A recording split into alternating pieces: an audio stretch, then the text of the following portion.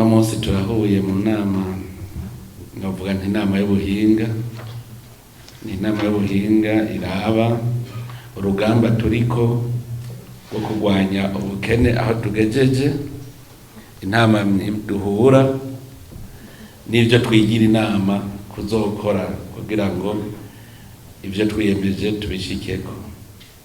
Twavuze yuko dutanguje urugamba rwo kurwanya ubukene.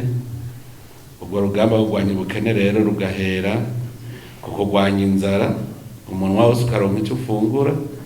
Mbere ubu ntituvuga ngo umunwa uronke icyo ufungura gusa, ahubwo ufungure neza, dufungure neza, si ukurya gusa kandide, nuko turya neza ibintu bifise akamaro mu magara yacu.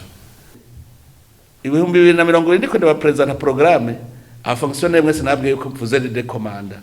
Aho no munsi agriculture yo ndavyivugiye neza ko vous constituez l'état-major général de la lutte contre la pauvreté, la faim.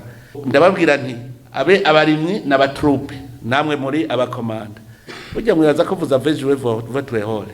Leta siyo iteza imbere igihugu, ndababwira ce sont le secteur privé. Leta ni commanda facilitateur. Ivyo muvyumva uzamva ngo itongo ni rya BPA aho ni Nyovu, aba privé bahari kugira baririme ngo itongo ngo ni rya Izabo Inyovu. Rero ni terrain mu mettre à la disposition y'aba producteurs. L'État n'est pas producteur.